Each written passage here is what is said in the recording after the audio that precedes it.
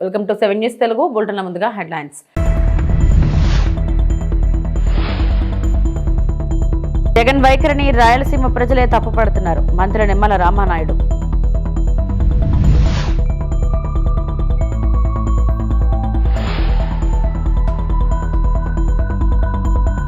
అమలాపురంలో Chiranjeevi cinema premiere first ticket 1,11,000కు వేలం. టికెట్ను దక్కించుకున్న మెగా అభిమాని మోకా సుబ్బారావు.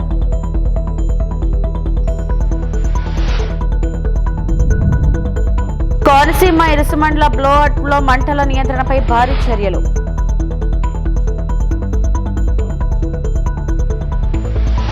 మాజీ ముఖ్యమంత్రి వైసీపీ అధినేత వైఎస్ జగన్మోహన్ రెడ్డి వైఖరిని రాయలసీమ ప్రజలే తప్పుపడుతున్నారని జలవనరుల శాఖ మంత్రి నిమ్మల రామానాయుడు విమర్శించారు.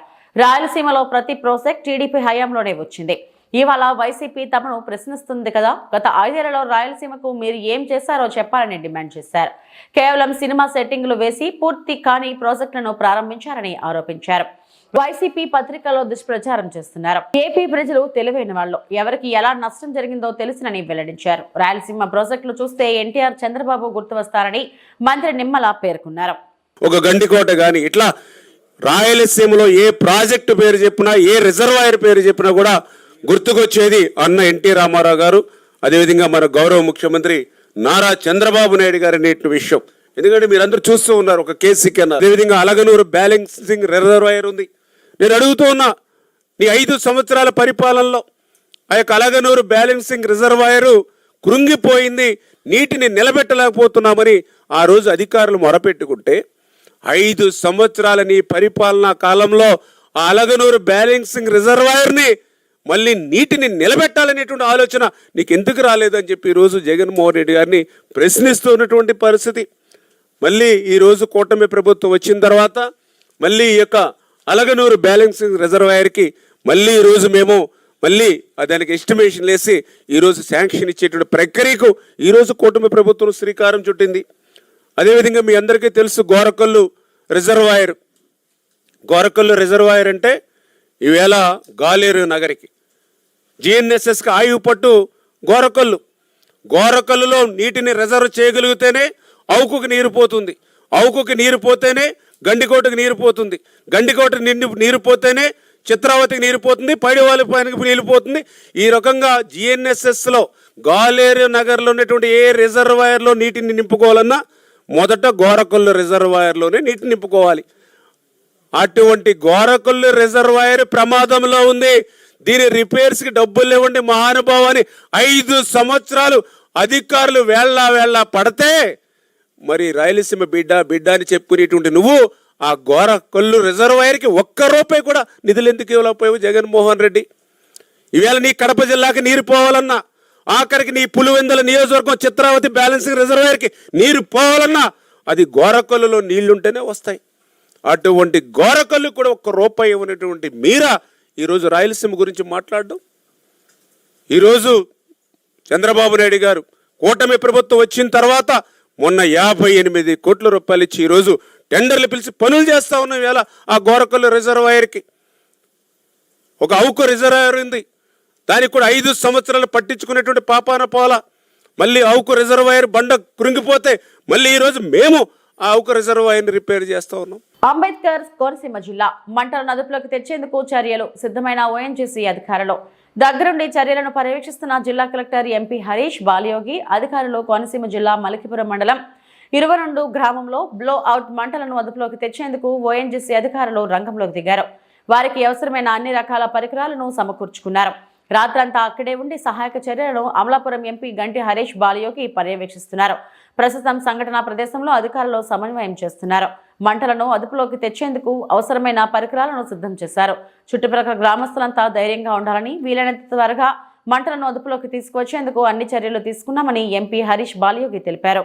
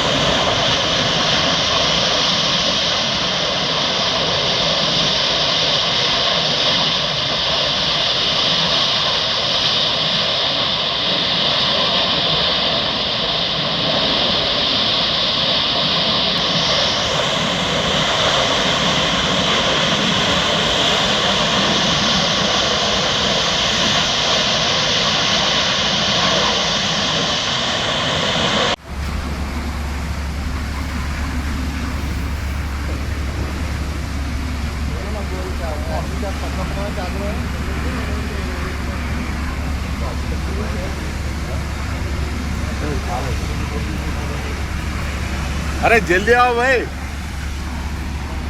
फास्ट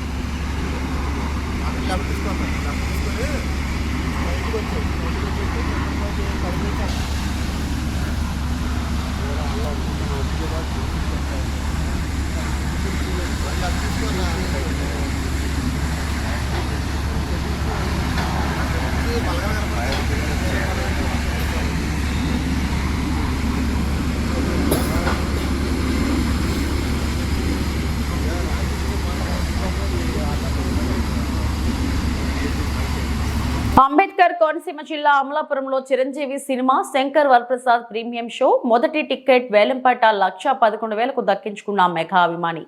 అంబేద్కర్ కోనసీమ జిల్లా అమలాపురంలో చిరంజీవి సినిమా మన Shankar Varaprasad cinema premium show మొదటి టికెట్ వేలంపాటకు భారీగా పాల్గొన్న మెగా అభిమానులు. మొదటి టికెట్ 1,11,000కు వేలంపాటలో దక్కించుకున్న మెగా అభిమాని బీజేపీ నాయకుడు మోకా సుబ్బారావు. హోరాహోరీగా జరిగిన వేలంపాటలో టికెట్ దక్కించుకునేందుకు పోటీపడ్డ మెగా ఫ్యాన్స్. వేలంపాటలో టికెట్ ను దక్కించుకున్న సుబ్బారావును సన్మానించిన మెగా అభిమానులు. వేలంపాటలో వచ్చిన 1,11,000 మెగా చారిటబుల్ ట్రస్ట్ కి డొనేట్ చేస్తామని తెలిపిన మెగా అభిమానుల సంఘ నాయకులు. శంకర్ వరప్రసాద్ సినిమా టికెట్ వేలంపాట సందర్భంగా ఈ రాష్ట్రంలో 9 సెంటర్లలో టికెట్ వేలం పెట్టారు. అలాగే అమలాపురంలో కూడా మన ఏడు శ్రీని గారు, నల్లా చిట్టుబాబు గారు టీం అందరూ కలిసి ఈ రోజు వేలంపాటను కొనసాగించడం జరిగింది. ఈ వేలంపాటలో నేను 1,11,000కి టికెట్ని దక్కించుకోవడం జరిగింది. చాలా నాకు ఆనందంగా ఉంది. ఎందుకంటే నేను గతంలో కూడా ఓజీ సినిమా టికెట్ 64,000 వరకు వెళ్ళాను. అక్కడ నాకు టికెట్ రావడం జరగలేదు. ఈ వేళ ఎంతైనా పాడాలనుకున్నాను. 1,11,000 కాదు, 1,50,000 అయినా సరే ఈ టికెట్ పాడదలుచుకోవడానికి వచ్చాను నేను.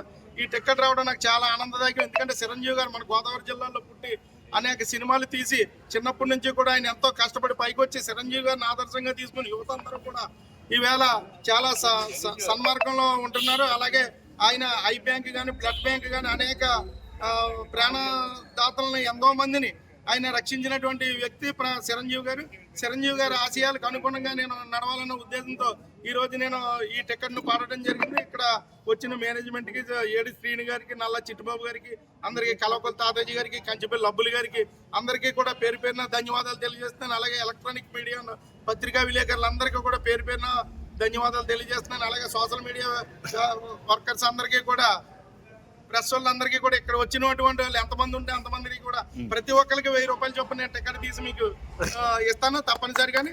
అందరికీ పద్మ విభూషణ్ మెగాస్టార్ డాక్టర్ చిరంజీవి గారికి ముందుగా మన శంకర్ వరప్రసాద్ విజయోత్సవంలో భాగంగా ఈ రోజు స్టేట్ మొత్తం మీద 9 సెంటర్లో మొదట బెనిఫిట్ షో టికెట్ పెట్టమని చెప్పడం జరిగింది. ఆ రోజు హైదరాబాద్లో మీటింగ్లో చిరంజీవి గారి కుమార్తె సుష్మిత గారు, నిర్మాత సాహు గారు సమక్షంలో మీటింగ్లో చెప్పడం జరిగింది.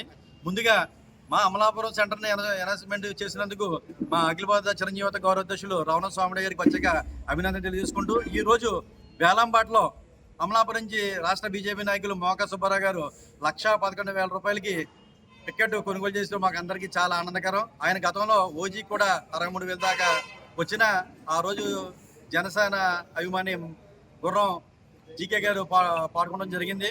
మళ్ళీ తర్వాత ఎంతకైనా మెగా ఫ్యామిలీలో అందులోకి నేను చిరంజీవి గారు అభిమాని, నేను ఈ రోజు ఎంతకైనా పాడతానని చెప్పేసి అని ఆయన టైం వెయిట్ చేసి 1,11,000 రూపాయలకి ఆయన దక్కించుకోవడం మాకు అభిమానులందరికీ కూడా చాలా ఆనందంగా ఉంది. ముఖ్యంగా ఈ కార్యక్రమానికి ఇచ్చేసిన తాతాజీ గారికి, మోకా సుబ్బారావు గారికి, మన నల్లా పవన్ గారికి, కంచిపల్లి అబ్బులు గారికి, మెగా ఫ్యామిలీ అభిమానులందరికీ, అలాగే ప్రింట్ అండ్ ఎలక్ట్రానిక్ మీడియా అందరికీ కూడా మా ఉదయపూర్వక అభినందన తెలియజేసుకుంటూ భోగాపురం విమానాశ్రయానికి అనుమతులు తెచ్చామంటూ వైకాపా అవాస్తవాలు ప్రచారం చేస్తుందని టీడీపీ నేత పట్టాభిరామ్ అన్నారు. 2016లోనే సైట్ క్లియరెన్స్ అనుమతులను సీఎం చంద్రబాబు సాధించారని చెప్పారు. భూసేకరణతో పాటు రైతులకు నష్టం జరగకుండా జీవో ఇచ్చారన్నారు. విమానాశ్రయానికి చంద్రబాబు అంకురార్పణ చేశారని వివరించారు. భోగాపురం విమానాశ్రయంపై పట్టాభి ప్రెజెంటేషన్ ఇచ్చారు. రాష్ట్రంలో ఉన్నటువంటి ప్రతిపక్ష పార్టీ వైఎస్ఆర్ కాంగ్రెస్ పార్టీ మామూలుగానే తమ పాత్ర ఏమీ లేకపోయినా, తమ కాంట్రిబ్యూషన్ ఏమీ లేకపోయినా అంతా మేమే చేశామని చెప్పి అన్ని తమ ఖాతాలోకి జమ చేసుకునేటటువంటి పరిస్థితి మనం చూస్తూ ఉన్నాం. గత సంవత్సరాల కాలంగా రాష్ట్రంలో ఏ మంచి చేసినా కూడా అన్ని మేమే చేశాం, అవన్నీ ఆ క్రెడిట్ అంతా కూడా తమకే దక్కుతుందని చెప్పి నిస్సిగ్గుగా, వారి పాత్ర ఏమీ లేకపోయినా సరే నిస్సిగ్గుగా ఇవాళ వాళ్ళ మాటలు మాట్లాడుతూ ఉన్నారు. భోగాపురం అంతర్జాతీయ విమానాశ్రయం ఏదైతే అల్లూరి సీతారామరాజు గారి పేరుతో అల్లూరి సీతారామరాజు ఇంటర్నేషనల్ ఎయిర్పోర్ట్ గా రేపు జూన్ లో ప్రారంభింపబడుతున్నటువంటి భోగాపురం అంతర్జాతీయ విమానాశ్రయానికి సంబంధించినటువంటి వాస్తవాలు, ఎవరు దానికి అంకురార్పణ చేశారు, ఎవరి యొక్క కృషి వల్ల ఈ రోజున భోగాపురం విమానాశ్రయం యొక్క కళ సాకారం అవుతా ఉంది, నిర్మాణం పూర్తిగా వస్తా ఉంది అన్న దానికి సంబంధించి ఒక్కసారి మనం వాస్తవాల్లో కనుక వెళ్ళినట్లయితే, ఇది ఫిబ్రవరి 2015లో ఆనాడు వచ్చినటువంటి వార్త.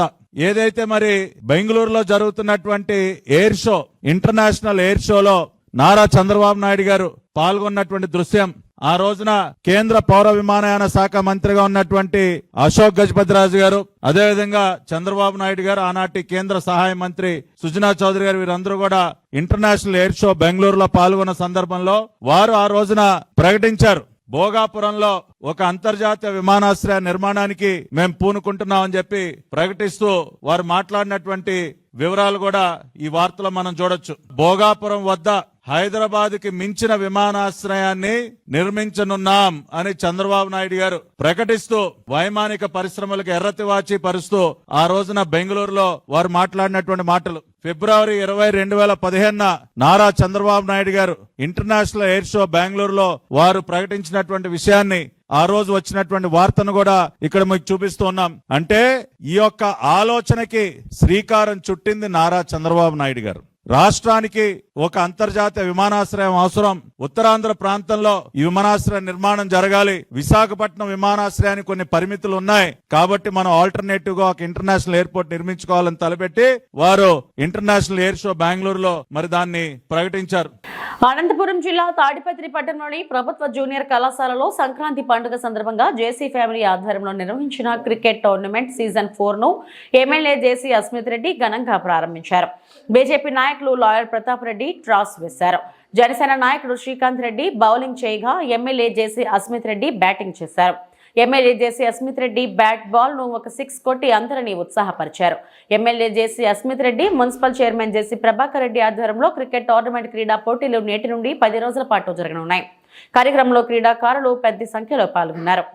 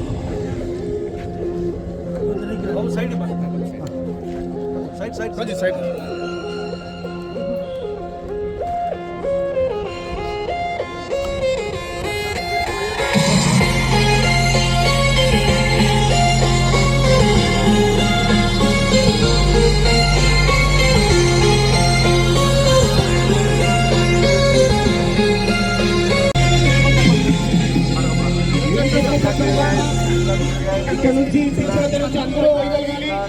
దయచేసి మీరంతా సహకరించాలి. ఇరు జట్టు సభ్యులు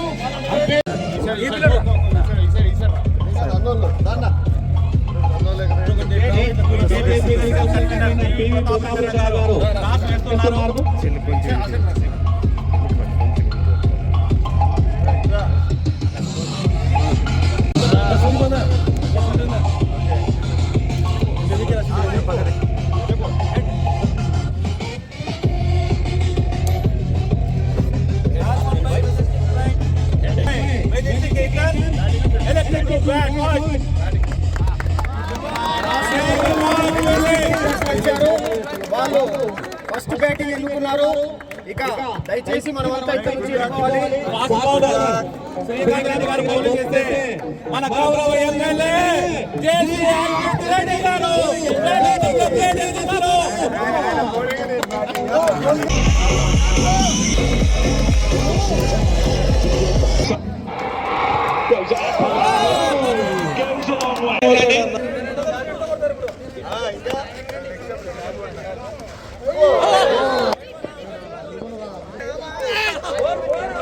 Four, Swiplo 4. What a shot! దయచేసి జట్టు సభ్యులు తప్ప మిగతా వారందరూ గ్రౌండ్ ఖాళీ చేయండి. ఎంతో కష్టపడి తయారు చేసిన ఈ విధంగా నడవడం కొద్దిగా బాధేస్తుంది. దయచేసి పిచ్చి ఎవరు తొక్కదండి. మార్గం అక్కడ నువ్వు చూసుకోవాలి. అక్కడ clear the pitch, clear the ground. ప్రతి ఒక్కరు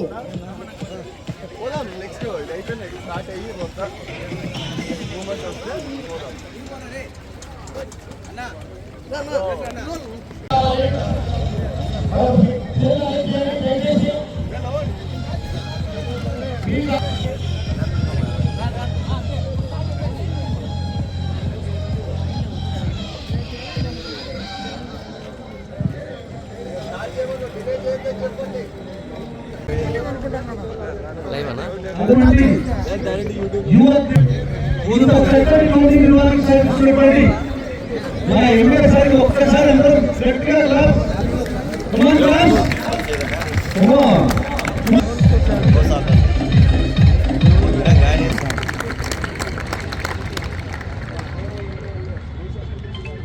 రెండేళ్ల నుండి మిషన్ భగీరథ నీళ్లు రావడం లేదని ఖాళీ బిందెలతో మహిళలు నిరసన తెలిపారు.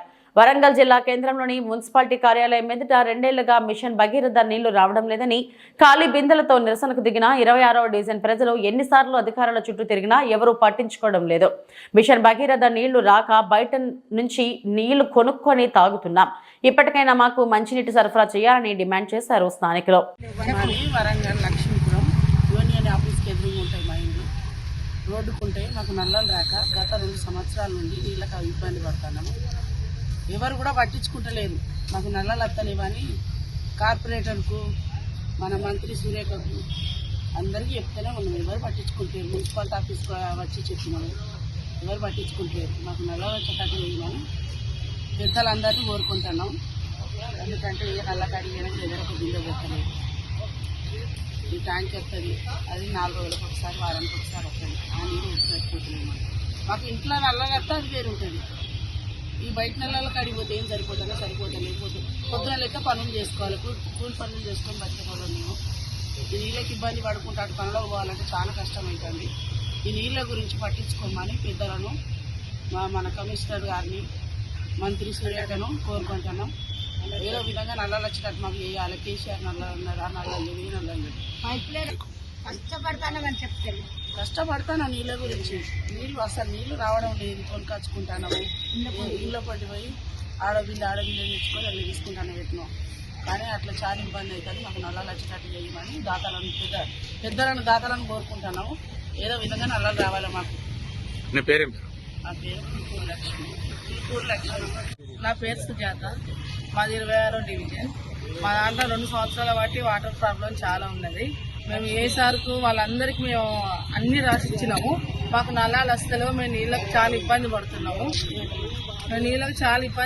మేము అందుకనే సార్కి పిటిషన్ ఇవ్వాలని మేము వచ్చినాము. కాబట్టి మమ్మల్ని అందరూ మీరు కొనిస్తాము. దయచేసి మాకు వాటర్ కావాలి. రేవంత్ రెడ్డి సార్ కూడా మమ్మల్ని వాటర్ గురించి ప్రాబ్లం తీర్చాలి. నీళ్లు లేక మేము ఎంతో ఆర్థిక ఇబ్బంది పడుతున్నాము. మా ఇళ్ళలో ముసలోళ్ళు ఉన్నారు. చిన్నపిల్లలు స్కూల్ పంపాలన్నా కూడా ఎన్నో ఇబ్బందులు అవుతున్నాయి. కాబట్టి సార్ వాళ్ళు పెద్ద వాళ్ళందరూ కొంచెం మమ్మల్ని చర్చించాలి, ఆదుకోవాలని మేము అడుగుతున్నాం సార్. మాకు ఎన్నో నీళ్ళ విషయంలో మేము అన్నానికి, దూబకు, ఆకలికి పనులు కూలి చేసుకునేటోళ్ళం కాబట్టి మేము ఎంతో ఇబ్బంది పడుతున్నాం. అందుకనే మేము ఇది సార్కు ఇది ఇవ్వాలని వచ్చినాం. వాటర్ 26వ డివిజన్లో వాటర్, 26వ డివిజన్లో వాటర్, 26వ డివిజన్లో వాటర్, 26వ డివిజన్లో వాటర్, 26వ డివిజన్లో వాటర్, 26వ డివిజన్లో వాటర్, 26వ డివిజన్లో వాటర్. వెంటనే మా సమస్యలు, వెంటనే మా సమస్యలు, వెంటనే మా సమస్యలు, వెంటనే మా సమస్యలు, వెంటనే మా డివిజన్ ఉన్న వాటర్ సమస్యలు, వెంటనే మా డివిజన్ ఉన్న వాటర్ సమస్యలు, వాటర్ 26వ డివిజన్ వాటర్, 26వ డివిజన్ వాటర్. కోయిలకొండ వద్ద 2 పెద్ద రిజర్వాయర్లు కడతామని చెప్పారు. అక్కడ ఒక లొకేషన్ లో 1000 ఎకరాల ఫారెస్ట్ భూమి ఉంది. ఇంకో దాని వద్ద 500 ఎకరాల ఫారెస్ట్ భూమి ఉంది. అంత ఫారెస్ట్ భూమిని సేకరించడానికి సాధ్యం కాదు. కేంద్ర అనుమతి ఇవ్వదు. కాబట్టి ఈ ప్రాజెక్ట్ పెండింగ్ లో పడుతుంది. ఫారెస్ట్ ల్యాండ్ మాత్రమే కాకుండా 45 గ్రామాలు కూడా ఎఫెక్ట్ అవుతాయి. 3 లక్షల పైచీలుగా ప్రజలను ఖాళీ చేయించాలి. 77,000 ఎకరాల భూమిని సేకరించాలి. మాజీ మంత్రి సింగిరెడ్డి నిరంజన్ రెడ్డి. ఇంకో రిజర్వాయర్ లే 2 రిజర్వాయర్లు చెప్తా ఎగ్జాక్ట్లీ. ఈ 2 రిజర్వాయర్లను కడితే అందులో నింపుకోవచ్చు అంటారు. వాళ్ళు తలపెట్టినటువంటి ఆ 2 రిజర్వాయర్ల లొకేషన్ లో కోయిల్కొండ దగ్గర విస్తరించి కట్టాలనుకునే కాడ 1000 ఎకరాల ఫారెస్ట్ భూమి ఉంది. ఇంకో ప్రాజెక్ట్ కాడ ఇంకో 500 ఎకరాల ఫారెస్ట్ భూమి ఉంది. 1000 ఎకరాల ఫారెస్ట్ భూమిని సేకరించడం సాధ్యం కాదు. కేంద్రం అనుమతించదు. అంటే ప్రాజెక్ట్ పెండింగ్ లో పడతారు. గతంలో ఏం చేశారు? మన కోసం ఉద్దేశించినని చెప్పుకుంటూనే మన ప్రాజెక్టులు కల్వకుర్తి లాంటి ప్రాజెక్టు, మరో ప్రాజెక్టు ఈ అనుమతులు లేవు ఆ అనుమతులు లేవని 30-35 ఏళ్లు సాగదీశారు. అంటే ఒకవేళ ఇది మొదలు పెడితే ఉండే పరిస్థితి ఇది. రెండో, నీళ్లు లేవు, ఫారెస్ట్ క్లియరెన్స్లు ఉంటాయి. మూడోది అతి భయంకరమైనటువంటి సమస్య 45 గ్రామాలు ఎఫెక్ట్ అవుతాయి. 45 గ్రామాలు పూర్తిగా జూరాల నుంచి నీళ్లు తీసుకోవాలనేటువంటి వాళ్ళు చెప్పే సిద్ధాంతం ప్రకారంగా 45-46 గ్రామాలు డిస్ప్లేస్ అయ్యేటువంటి, అంటే అక్కడి నుంచి లేపి మనం పంపవలసినటువంటి ప్రజలు, ముంపుకు గురయ్యేటువంటి ప్రజలు 2013లో లెక్క తీస్తే వచ్చినటువంటి ఫిగర్ 85,000. కానీ 18 ఏళ్లు నిండిన ప్రతి ఒక్కరిని కూడా మనం పరిగణలోకి తీసుకుంటాం. 2013లో 10-12 ఏళ్లు 8-10 ఏళ్లు ఉన్నటువంటి పిల్లలందరూ కూడా ఇలా 18 ఏళ్లు నిండిన వాళ్ళు ఆడపోతే దగ్గర పీడిఎఫ్ అంటారు దాన్ని, ప్రాజెక్ట్ డిస్ప్లేస్డ్ పర్సన్స్ లిస్ట్. అది 3 లక్షలు దాటిపోతుంది. భూమి ఎంత? 77,000 ఎకరాలు. 77,000 ఎకరాల భూమిని సేకరించాలి. 46 గ్రామాలను ముంచాలి. 3 లక్షల పైచిలకు జనం ముంపుకు గురవుతారు. దీని కాంపెన్సేషన్ ఎంత అవుతుంది? ఇది పూర్తిగానికే ఎన్ని దశాబ్దాలు పడుతుంది? నీవు ఇంత చేస్తే జూరాలను నీళ్లు లేవు.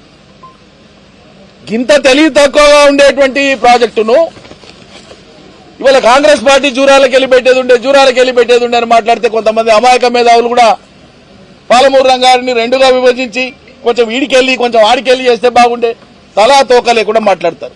కాంగ్రెస్ ప్రభుత్వంపై మరో జల పోరాటానికి బీఆర్ఎస్ సిద్ధమైంది. జూరాల ప్రాజెక్టులో నీళ్ల లభ్యత లేనందుకు పంపులు సంవత్సరంలో కేవలం 40 నుండి 45 రోజులు మాత్రమే నడుస్తాయి.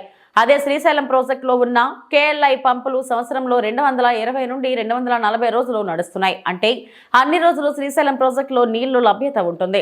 ఇలా జూరాల నుండి భీమాకు 40 నుండి 45 రోజులు మాత్రమే నీళ్లు ఇచ్చి క్రాప్ హాలిడే ఇస్తున్నారు.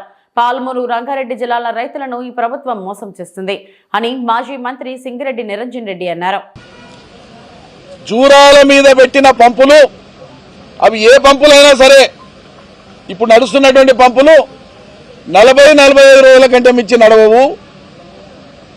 ఈరోజు శ్రీశైలం మీద పెట్టినటువంటి పంపులు ఏవైతే కేఎల్ఐ పంపులు ఉన్నాయో, కల్వకుర్తి లిఫ్ట్ ఇరిగేషన్ పంపులు ఉన్నాయో 220 నుంచి 240 రోజులు నడుస్తున్నాయి సగటున ప్రతి ఏడు. అంటే శ్రీశైలంలో నీళ్ల లభ్యత ఉంది కాబట్టి మీకు కావలసినన్ని రోజులు పంపులు నడుస్తాయనడానికి నడుస్తున్న కేఎల్ఐ పంపులు సాక్ష్యం అయితే, జూరాలలో నీళ్లు లేవనడానికి అది తెలివితక్కువతనం అని చెప్పడానికి 40-45 రోజులకు పంపులు బంద్ అవుతాయి. భీమాకు, జూరాలకు క్రాప్ హాలిడే ఇస్తాం మేము ఘనమైన సర్కారు అని చెప్పుకునేటువంటి మీ సర్కారు దీనికి నిదర్శనం. ఈ తెలివితక్కువతనం ప్రజల్లోకి పోవాలనేటువంటి ఉద్దేశంతోనే మరో జల పోరాటానికి శ్రీకారం చుడుతున్నది బీఆర్ఎస్. ఇది కేవలం పాలమూరు ప్రయోజనం, రంగారెడ్డి ప్రయోజనం, నల్గొండ ప్రయోజనం, కృష్ణానది జలాల మీద హక్కు భుక్తమైనటువంటి అసలు సిసలు హక్కుదారుల యొక్క న్యాయమైనటువంటి పోరాటం ఇది. ఇవి ఇప్పటివరకు నా బులెటిన్ అప్డేట్స్. నమస్తే.